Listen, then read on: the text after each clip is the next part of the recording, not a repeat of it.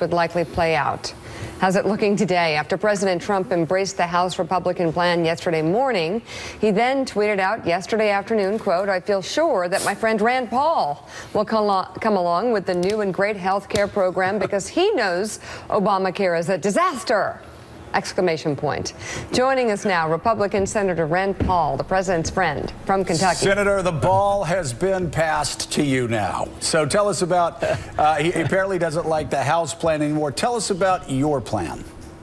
Well, our plan is different. The House plan is Obamacare light, keeps subsidies, keeps taxes, actually keeps an individual mandate, and bails out the insurance companies. My plan would legalize freedom and competition. We would get rid of all the mandates so inexpensive insurance can be sold. We would allow health savings accounts to expand. Every Republican agrees with that.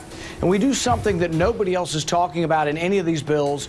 We let individuals join a group or join an association to get cheaper price and guaranteed issue through the marketplace, not through a mandate.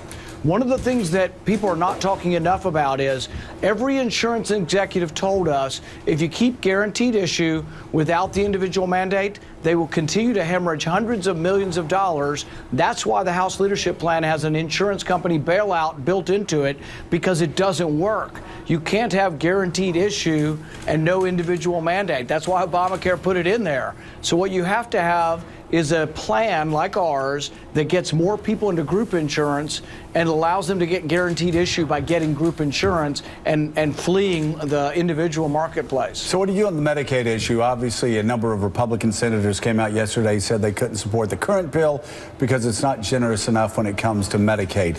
What does your bill do in that area? We don't address the Medicaid expansion or contraction in the replacement bill. We think that should be addressed in the repeal bill. And that's the real point that I told the president when I talked to him on the phone, and we said in our press conference yesterday, is the Republicans are in agreement on repeal, but we're not in agreement on replacement. We're widely apart on replacement. I think there is unanimity on repeal. That's why we think we should do a clean repeal. So Congressman Jim Jordan and I introduced yesterday clean repeal, and let's vote on replacement same day, but separately. I think that's the only way this gets through. Senator, I know you've got principled objections to this piece of legislation, but so do some of your Senate colleagues like Rob Portman of Ohio, who thinks it cuts Medicaid too much. So how do you expect the White House to try to solve that Rubik's Cube of trying to win over your support while you've already got colleagues who think the bill goes too far? It is a conundrum, and that's why we should vote on the one thing that we all agreed on. About a year ago, we voted on clean repeal. We don't agree on replacement, but we could have a separate vote on Medicaid expansion. And I'm guessing Democrats and big government Republicans would probably come together and find that they will expand Medicaid. Many conservatives aren't going to vote for that, mainly because it doesn't work. We're dishonest in the accounting. We can't pay for the current Medicare. It's $35 trillion in the hole. The current Medicaid is unfunded, and then we're going to add new entitlement programs to that. If you really want to have Medicaid for everyone in all these states, you should be honest with the people, and you should double or triple the state income tax and double or triple the sales tax. Now, I'm not for that, but that's what it would take if you were honest. Instead, we say, oh, federal government's going to pay for it. Federal government has no money. We borrow $1 million a minute, so it's just dishonest accounting. Senator, in your conversation that you just referenced with the president, in which you explained your position on the health care plan, it's a pretty detailed and complex proposition, no matter whose plan you're talking about.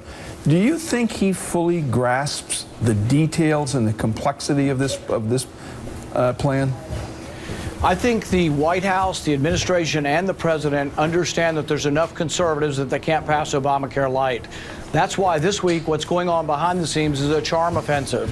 Every conservative that's come out publicly opposed to this has been called by the White House and is being cajoled and wooed by the White House to give in. But if conservatives stay together, if we stick together, we will have a force and a negotiation, and we will talk about clean repeal versus replacement if we stick together, because I don't think they have the numbers to pass this at this point. All right, Senator Rand Paul, thank you so much. Thank you, Senator. We really appreciate you being with us.